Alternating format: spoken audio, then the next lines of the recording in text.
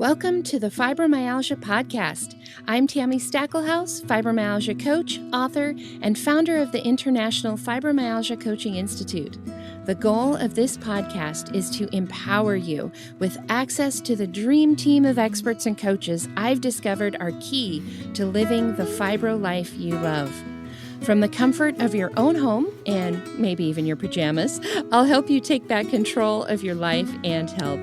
To help out with FibroFog, I always include full show notes and additional resources at fibromyalgiapodcast.com. You're listening to the Fibromyalgia Podcast with Tami, episode 46. Welcome to the Fibromyalgia Podcast. I'm your coach, Tami Stackelhaus.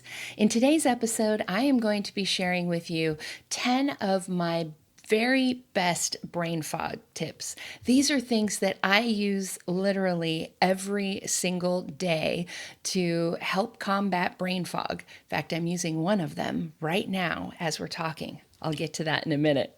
Before we get into today's episode, I have our listener shout out for you this week. This was an email we received from Debbie Mason, who gave us permission to use her name. And she said, I have really been getting a lot out of your podcasts since I discovered them a couple of weeks ago. I try to listen to at least one every day. So thank you for sharing your expertise and that of others with the rest of us. Thanks so much, Debbie. And I don't know, if you're listening to one every day, I'm not sure I can keep up with you. At some point, you're going to catch up with all the episodes. But thank you so much for listening, and thank you so much for sharing that with us. I also have a couple of quick announcements. One, I just wanted to share with everyone, we are super excited over here because we have hit 100,000 total downloads. It's amazing to me that that many people are listening to our episodes, which is amazing. And I just wanted to share that and thank all of you because, of course, without you, there would be no downloads. So thank you guys for finding value in the podcast and continuing to listen. We really appreciate your support. My second announcement is that enrollment for our last Fibromyalgia Advisor class for 2020 closes on September 30th. Now, if you're listening to this episode right when it comes out, that means enrollment closes tomorrow. If you're listening to this after the fact, it might already be closed, but I just wanted to put that reminder right up here up front for those of you who might be interested. We'll have more information at the end of today's episode for those of you who want more on that. Also wanted to remind you guys, episode 50 will be our next Ask the Coach episode. And I'm still taking emails from you guys, suggestions for what to answer during that Ask the Coach. So if you have any questions that you want me to cover, by all means, send those in. Just go to fibromyalgiapodcast.com. You'll see Ask the Coach in the menu, and just send us in what you'd like me to cover in our next Ask the Coach episode. All right, you ready for some brain fog tips? So, brain fog is one of, I think, the most difficult fibromyalgia symptoms to deal with. A lot of doctors don't really know what to do with our brain fog and kind of seem to act as if we take care of everything else, the brain fog will take care of itself. And there's a certain amount of truth in that, right? Like if your pain levels are super high, if your fatigue is super high, if you're getting bad sleep, you're going to have brain fog. Even if you don't have fibromyalgia, like that's just one of the things that happens, right? So it is important that you address those things as well. There are even some other conditions to consider and other things to look at within your body, right? Nutritional deficiencies, hormonal imbalances, things like that. Today, though, is just about those tips that all of you can implement right now without even talking to your doctor. These are things that I literally use every day. For those of you who are interested in all of that other stuff, why we've got brain fog, what's happening in your bodies, what are the other things that we can do? Are there any medications or supplements? Those are all things that a coach can help you with. Those are also things that we cover in the training program. So if that's you and that's what you're interested in, make sure you hang around at the end of this episode and I'll give you some more information on that training program. In the meantime, here are the things that you can do right now, today, to help with your brain fog. A lot of these are really all about making it so your brain doesn't have to remember. So, if you've got your life set up so that you don't have to remember things, or it doesn't matter if you have brain fog, then the brain fog has a smaller impact on your life. So that's the majority of these. That's what they're all about. So number one, use one task list, one to-do list. Many of you, I was one of these, would just write down what you need to do on whatever the closest little piece of paper was. And you might have 1,000 of them stuck all over your computer monitor or, wherever you stick your notes. You might have a pile of notes next to your chair as you're listening to this. It is really important that you have one list, because if you've got all these various pieces of paper floating around, then it's easy to misplace. You can't be confident that when you look at what you have to do on your to-do list, that it's really a complete list. So I recommend just using one task list. This could be paper, this could be on the computer. That part doesn't really matter for now. Just try to consolidate into one task list. Number two is to use one calendar. This is a lot more common these days because a lot of us just have our calendars on our phones, right? And we just put everything on one calendar. But you may have, your kid's calendar over here, and maybe your husband has a separate calendar. If at all possible, make it so that you can see everything. Electronic stuff is great for this, right? Because you can turn things on and off, right? When I want to see Scott's schedule, I can turn it on. When it's overwhelming to see all of it, you can turn it off. Another thing that I've mentioned a couple of times here on this podcast, just in passing, but I really recommend color coding your calendar. A lot of us with brain fog, sometimes we recognize color faster than we can actually read the words. Now, you may be like my husband and be colorblind, and color means nothing to you. But for most of us, color is like an instant recognition. So you might remember in episode 44 when we talked about doing your dream week, we talked about maybe color coding your work time or your self-care time or if you work, your money-making time. And those same kind of things can really help on your calendar as well. So my calendar is green, my husband's calendar is blue. If I see them on the same page, I can instantly tell what's mine, what's his. So things like that. But using one calendar, again, for all the same reasons as the task list, right? We want to be confident that we know what we're going to be doing and when. And if you've got things floating around all over the place, then it can be hard to be confident in that. So one calendar. My number 3 tip, and this is one of the things that I'm using right now as we talk, is notes. Take notes. Right now, I'm using a bullet point list as I go through this with you so that I don't get to number 5 and then forget what the last 5 are, because that's what fibro brains do sometimes, right? So use notes. Don't feel like you have to record everything, because the way fibro brains work, it's not that the memory is completely erased. It's more that it's harder for us to access the information. So notes, bullet points, sometimes are all you need to say, oh yeah, that thing, right? So use electronics. Computers are great if you have something like Evernote where you can keep recipes or articles you want to read or notes that you want to take. I also recommend using something called a daily record of events. And this was something I learned years and years ago in a business planning management type class.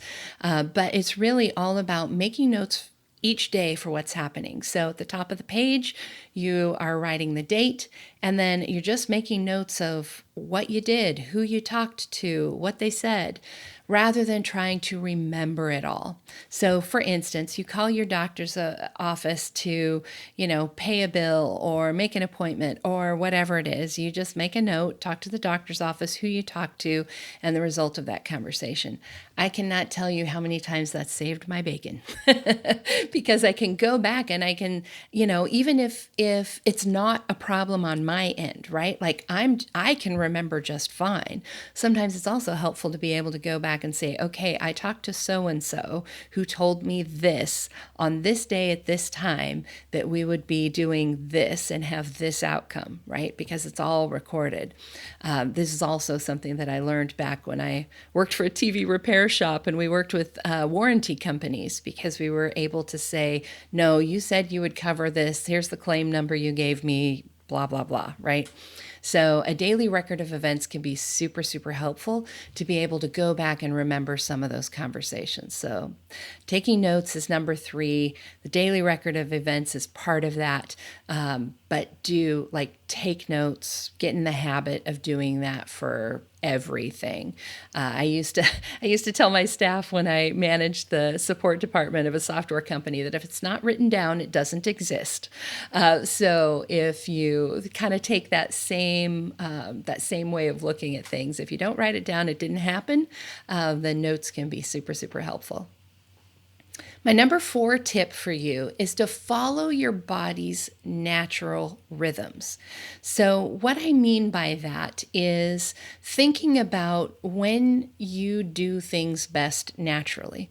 So if first thing in the morning, if it takes you a while to get going, don't do things that take a lot of really hard brain use first thing in the morning, because your brain's just not ready for it, right? If you're somebody who tends to be a night owl and get your second wind and be awake and alert later in the day, it's totally okay to do brain intensive things at that time of night, because that's when it's best for you. So think about the tasks that you're doing and what part of you it's going to use. For instance, is it something that is maybe more physical or more mental or more emotional? Take some more emotional stamina and think about when you would naturally be able to do that best. Totally okay to follow your body's natural rhythms, even if it's not what the rest of the world does. You might remember in episode 44, when we covered the Dream Week, we actually did some planning around this. So if you haven't listened, go to episode 44 and you'll hear a lot more information about following your body's natural rhythms and how to set up your life to take advantage of that a little bit more. You'll find that at fibromyalgiapodcast.com/44. Okay, number 5, use alarms. This has been a key for me in many ways. And when I say use an alarm, I don't just mean one. So for instance, when I have a coaching call with a client, I have 2 alarms set for that appointment on my phone. The first alarm is set for 15 minutes before, so that I have a chance to get in the right space, brain-wise, review my client notes, be prepared for that call. If I'm, up moving around, I can get back to my desk and to my phone and be ready to work with that client. But I learned that in that 15 minutes, I can sometimes totally forget that I'm supposed to do something. So I have a second alarm that goes off 5 minutes before to okay, now we're serious. You really have to sit down and be ready now. So I do this for literally all of my appointments. So if I'm going to leave the house for something, right, going to, as soon as I finish recording this, I'm off to the chiropractor. I have 2 alarms set, one 15 minutes before I have to leave, and then one 5 minutes before I have to leave. When I'm getting ready to go to bed, I have 2 alarms set, one 30 minutes before I need to put my stuff away and go up to bed as sort of a, hey, it's going to happen. be prepared. You need to start wrapping things up. And then another alarm that's like, okay, now it's time to go. Of course, it can also be super easy to ignore these alarms. So you may need more or different alarms than I have, but alarms can be super, super helpful. Our brains just, for a lot of us, we have no sense of time. So knowing when to leave for something, even if you know you're going to, then like you can be ready half an hour before and still end up late because our brains just forget. Alarms can be super helpful with that. The sixth thing on my list is using a timer, which is slightly different than using an alarm. So using the alarm is really about doing things at a specific time. Timers are more about making sure you don't overdo things. So you might be sitting down to pay the bills, for instance, or you might be working on a project at work. Set a timer to remind you to get up and move around. We can get so tuned into what we're doing, and we're with the brain fog. Once we get in a groove, we want to keep going. There is so much about fibromyalgia brain fog that is similar to ADD, where you can get in a groove and then you kind of forget about everything else. You get sort of hyper focused. And so timers can kind of help break that and make sure that you're taking care of your body and everything else around you as well. It also lets you engage more of your brain if you're not holding back part of your brain thinking, I got to remember to get up and move, right? Or I got to remember that I've got to go pick up my kid at school, right? So if you've got that timer, you can put 100% of your brain into what you're working on and know that the timer is going to tell you when it's time to switch tasks or do something else. This is how I wrote both of my books. This is whenever I have a big project that would tend to consume me, I use what's called the Pomodoro technique. And I will include a link to that in today's show notes. So today's episode 46, just go to fibromyalgiapodcast.com/46 and I'll have a link to this. But the Pomodoro technique is basically a pattern of working where you work for a certain amount of time and then you take a break for a certain amount of time. Typically, the Pomodoro technique is work for 25 minutes, take a break for 5 minutes, work for 25 minutes, take a break for 5 minutes. And after a few of those, then you take a longer break. And that is how I wrote my books, working for 25 minutes, taking a break for 5 minutes. You can adjust that time pattern as much as you like. I have had lots of clients who have used this technique. One was doing some packing, clearing out the closet, all of that kind of stuff. And she would work 15 minutes on clothes and then take, a 20-minute break. So depending on how you're feeling, the kind of work you're doing, how draining that work is, either mentally or physically, you might need to have the work time be longer or shorter. You may need the rest time to be longer or shorter. But timers are the key to making all of that work. So consider using timers. I just use the one on my phone. It's super easy, but you can use a kitchen timer or a digital timer, anything like that. But try using that in situations where you tend to overdo things. Try to break them down into smaller pieces. The idea is that you set that timer for a short enough period of time that when you finish that, you're not all used up. We want to make sure you stop before you start hurting so that you can rest and hopefully do even more.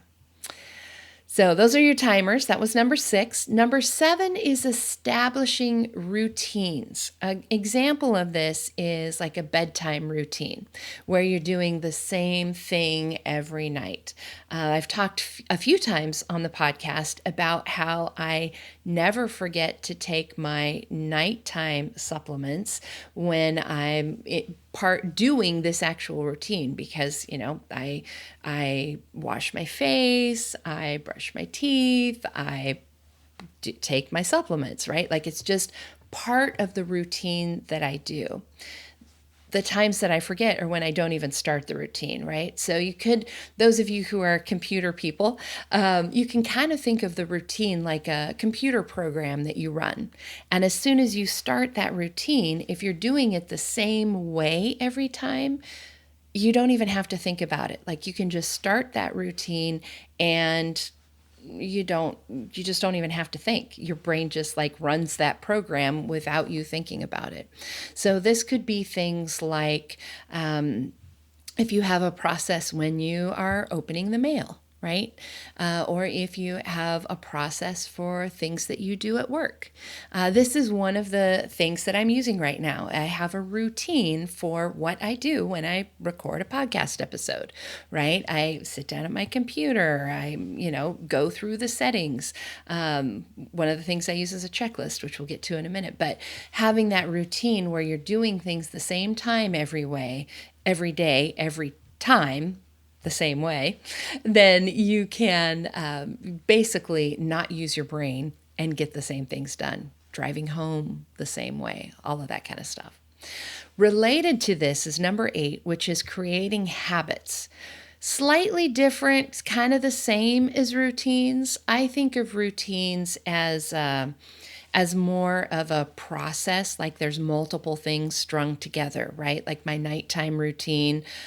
Before I go upstairs to bed, I feed the cats, I put the dishes in the dishwasher, turn off the lights, I start the Roomba, all of those kinds of things. It's multiple tasks that are strung together to create one longer routine. Habits, I think about as a little bit more individual tasks. So that would be something like always putting your purse and your keys in the same place when you come home. That way you're never wandering around thinking, where the heck did I put the keys? Did I stick them in the refrigerator? You can say, oh yeah, this is where I put my keys. They're in the bowl by the door. It's always in the same place. Or many of us have habits that we already have, right? You walk out of a room and you automatically hit the light switch to turn off the light. Or you walk out the door and you automatically lock it. Or you get out of your car and you hit the button to lock the car, right? We have these habits that we do. We can create habits for all sorts of things. So habits that are strung together become those routines. So you can think about, what are things that you typically forget? Where are situations where you have a lot of brain fog? How can you program that into your brain so you don't have to think about it? How can you create a habit out of it? How can you create a routine out of it? This is something I do a lot with my clients. And if you're struggling with this, I would recommend having a consultation with a coach, and we can talk about how to create those habits and routines in your own life. Some of the examples of things I've done with my clients, a very, very common one is a client will go to a physical therapist. They'll come home with certain exercises that they need to do, but then they struggle to do them because those exercises aren't part of their regular life, right? So they don't have a place, they don't have a time. So I will talk to my clients and ask a lot of questions and figure out where we can put those physical therapy exercises so that they become a habit and then a routine. So for example, one of my clients, she needed to do some stretches in the door frame. And so we talked about, okay, what's a door that you walk through all the time? Okay, let's put a sticky note on that door so that when you get to that door, you're like, oh yes, I need to take a second and do that stretch. Another client, we talked about how to do them right after she brushed her teeth, because she's already brushing her teeth every day, right? So brush your teeth, do the exercise, and combining those things and stringing them together, stringing habits together, establishing routines. So 7 and 8 really go together, and they are so powerful. When you can do these things on autopilot, you really don't have to remember. You just have to start the program and your brain is off and running, and next thing you know, it's done. I mean, we've all done this, like driving home from someplace, right? You are thinking about something else. Next thing you know, you're at home and you're like, oh, I don't remember that drive at all. that is a habit and a routine at work. So I highly recommend those two as much as possible. Number 9, which is one of my very favorites, is to use checklists. I have, for today's episode, recording right now while I'm talking to you, I have already used 2 different checklists. And I have more checklists for when the episode is finished and I need to send it off to my team and get it out and published to you guys. So create a checklist. It doesn't matter what it's for. If it's anything more than a few steps, I would recommend creating a checklist. So I'll give you some examples. When I pack, I have a checklist. You may remember in the episode when I talked about travel, which I don't remember the episode number off the top of my head, but you'll see that in today's show notes. I'll make sure and link to that. That episode is all about having a packing list, right? It's just a checklist.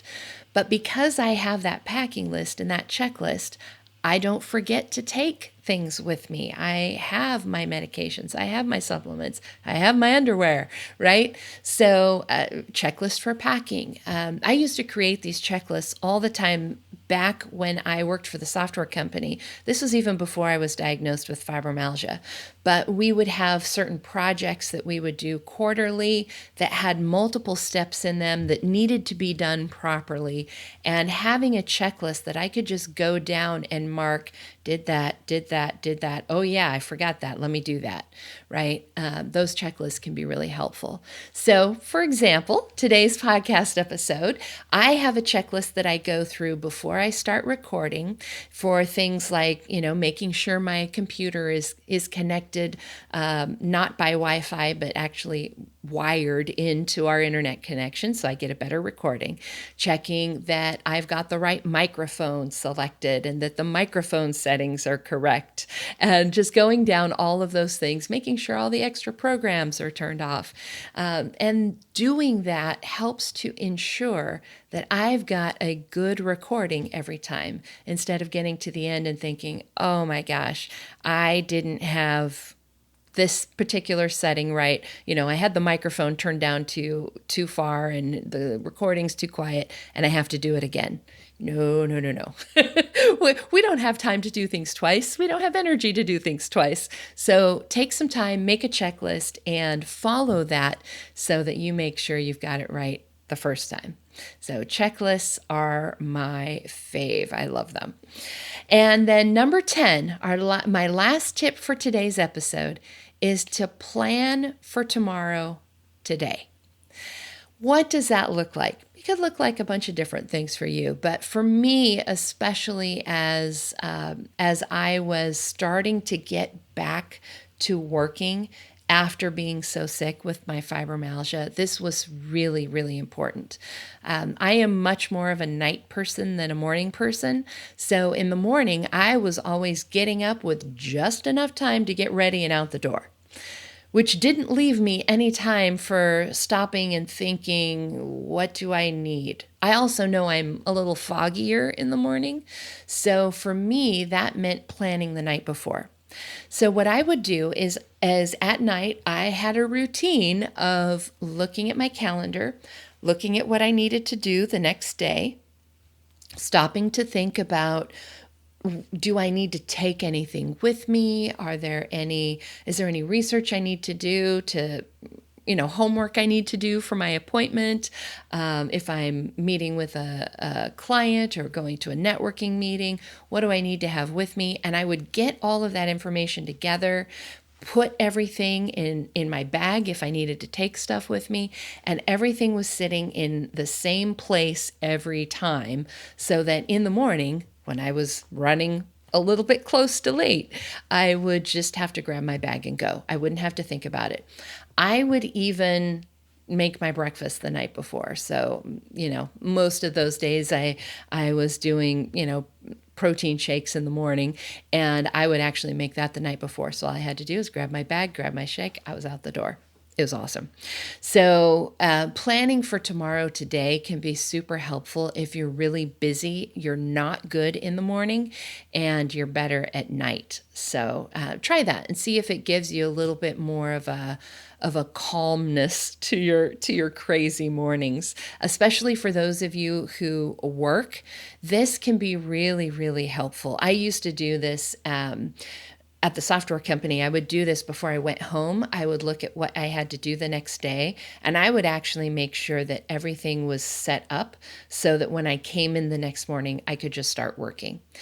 Taking those couple of extra minutes at night to make sure that everything was set up really made a difference for me. Now, if you are one of the unusual fibromyalgia people who is good in the morning, you could also do this a little bit early, like start your day a little bit early and plan first thing in the morning for that day's work. But I would say 95% of us, we are not good in the morning. So it really makes a difference to do this the night before. One fun thing about doing this planning the night before is it also gives you a chance to double check things with your family, with your spouse, with your kids, so that you're not just focusing on your own things, but also, being prepared for whatever your family might throw your way, right? You might have to balance this out with your family's natural tendencies. My husband is a morning person. I'm a night person. So I can't ask him too late in the day about his day because he is already turned off, right? So I usually will have to ask him what his day is going to be like tomorrow at the end of his workday, mid-afternoon, late afternoon. And then I take that into consideration when I'm doing my planning at the end of the day. All right, so those are my 10 top brain fog tips. There is a lot more that you can do with fibromyalgia, brain fog as well. Like I said at the beginning, there are a lot of things to look at physically. What's going on in your body? Is your thyroid off? Are there supplements you need? There are lots of things in addition to this. But I wanted to give you these tips because they're things you all can implement right now on your own. And if you need any help with some of them, like for instance, figuring out your body's natural rhythms or establishing some of those routines and habits and checklists, those are things, of course, we would love to help you with. If you go to fibromyalgiapodcast.com, you'll see Find a Coach in the menu, and you can schedule a consultation with me or with one of my coaches. Now, as I wrap up today's episode, I do want to mention a little bit about that Fibromyalgia Advisor Training and Certification Program. It is a 3-month program that is designed to do a deep dive on all things fibromyalgia. We spend a lot of time on brain fog. We talk about managing your pain. We talk about both medications and natural and alternative treatment options. We talk about self-management skills and teach you everything that I can possibly teach you in 3 months on managing fibromyalgia. This is the first step for those of you who are interested in becoming a fibromyalgia coach. And this class, this next one, this fall class, is actually going to be taught live by me. Those recordings, those will also be recorded as well for those of you who may not be able to make the live class. But this is the best way I know to really educate yourself and to feel better. Of course, you can get a lot of the same information. I don't have secrets, right? Everything that I'm teaching you on this podcast, you can go out and do the research on fibromyalgia. That's how I learned it. But if you want everything in one place to be able to just learn it all as quick and simple as possible, this would be my recommendation for you. You can go to fibromyalgiapodcast.com. We'll have a link to where you can find information on the training program, and we would love to have you. So, all right. Just as a quick reminder, our 50th episode, which is coming up in just a few, again, that is our Ask the Coach. I am still looking for good questions to answer. So if you have those, send those in. And if there's anything we can do to help, just reach out to us. You can find us at fibromyalgiapodcast.com. Thanks so much, you guys. See you here next time.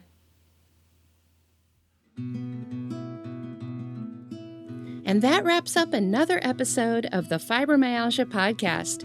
If you're ready to see if working with a fibromyalgia coach can help you feel better faster, visit fibromyalgiapodcast.com, where you can schedule a complimentary consultation to explore your options.